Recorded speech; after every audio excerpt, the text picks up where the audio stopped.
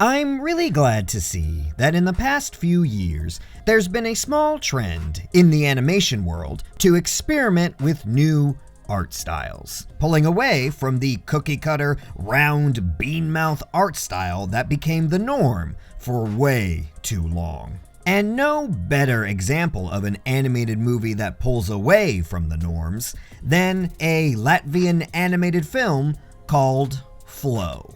And for my American audience, the Republic of Latvia is located here. Look at that, you learned something today.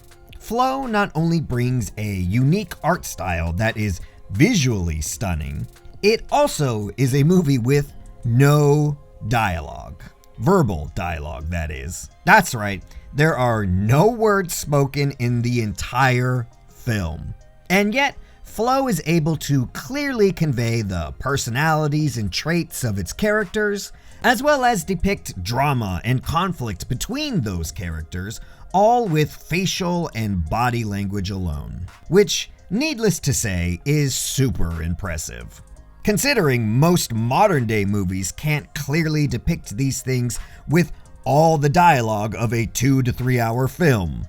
Flow is a mesmerizing journey that grips you immediately from the opening scene and never lets go. The constant juxtaposition of beauty, peace, and wonder with the looming suspense of death keeps you captivated at all times, to the point where it almost becomes painful to watch.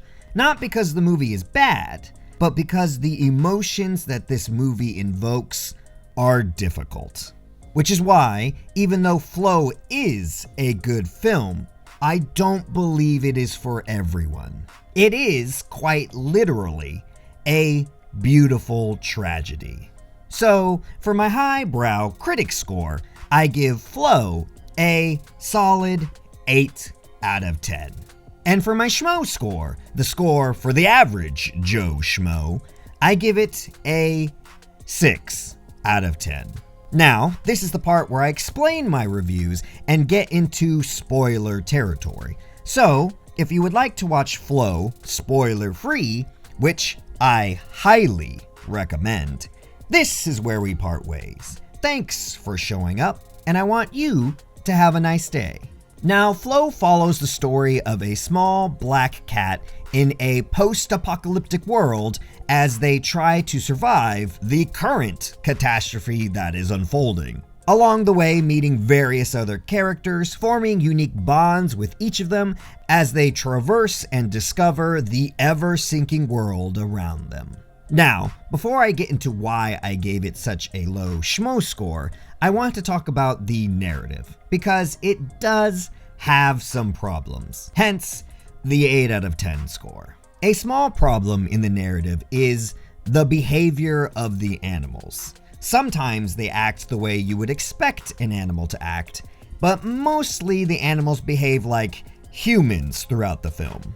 Now, to the film's credit, it kind of indirectly gives an explanation for this, in that it is very clear from early on in the film that this is not our world, with the alien mythical creatures to the spiritual magic. Clearly, this is not the world we know or live in, despite having similar animals. Which one could argue then that maybe in this world, animals have always acted more like humans. And that's fine, it was just jarring, jumping back and forth from them acting like humans, steering a boat and having debates on whether or not they should risk their own safety to save others, to them acting like dumb animals jumping into the water because they saw a fish and being left behind to drown.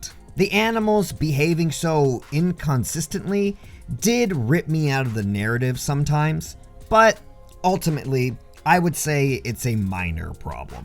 The only real problem with the narrative was the Big Bird story. So each character has a reason for joining the group on their journey, whether it's a random happenstance or because their home is being swallowed by the sea. They all have pretty good reasons, except for Big Bird over here.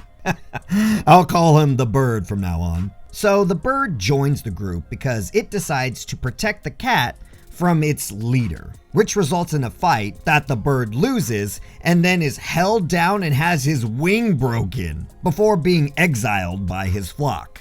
And my only thought through this whole scene was, why would Big Bird do this?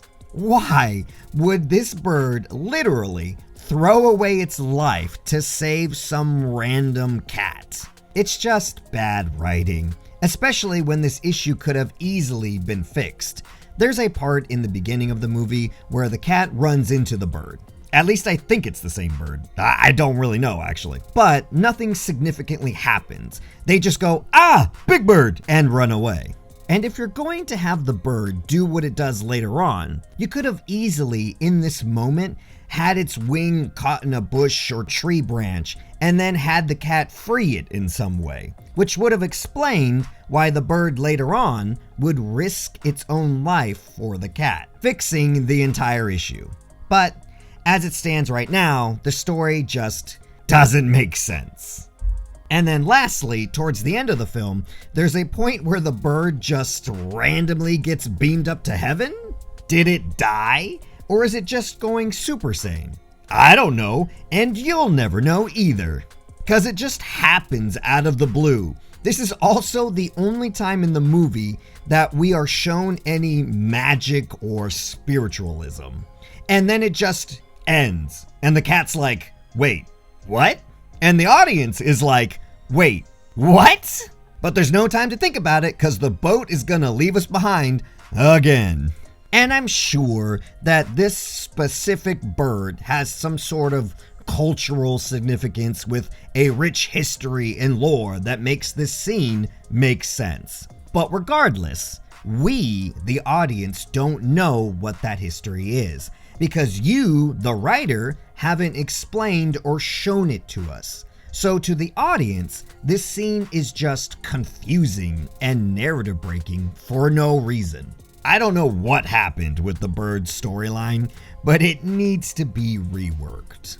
Other than the bird, everything else is pretty solid storytelling. Now we come to the part where I explain why this movie, despite being good, will not be for most people. And I think it comes down to this.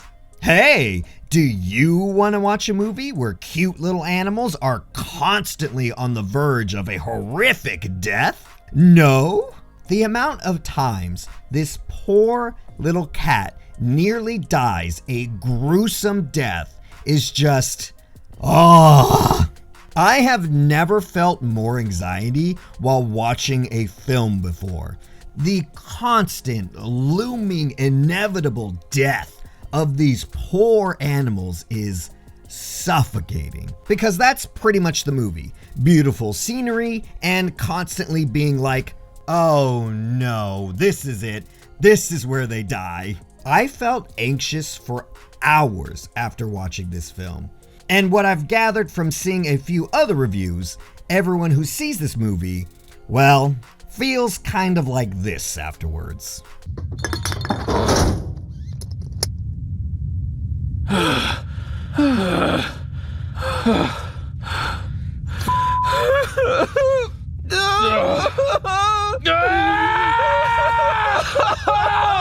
Don't get me wrong, it's a good movie, and I am glad that I saw it, but my goodness, I am not in any hurry to see it again. That's why I called it a beautiful tragedy. One, because the story is a tragedy, but also because it's a film that may be hard to watch, but is ultimately worth it. At least seeing it once. That being said, I have no idea who this movie was made for, because the simplicity of the story makes it a little too juvenile for adults, I think. But at the same time, I wouldn't recommend this for children either. I think it might mess them up. Plus, I don't think the average child has the attention span anymore to fully watch this film. It's a good movie, a little rough to watch, but if you have the time and the access, I think it's worth giving it a try. Anyways, thanks for being here. I appreciate you, and I'll catch you at the next one.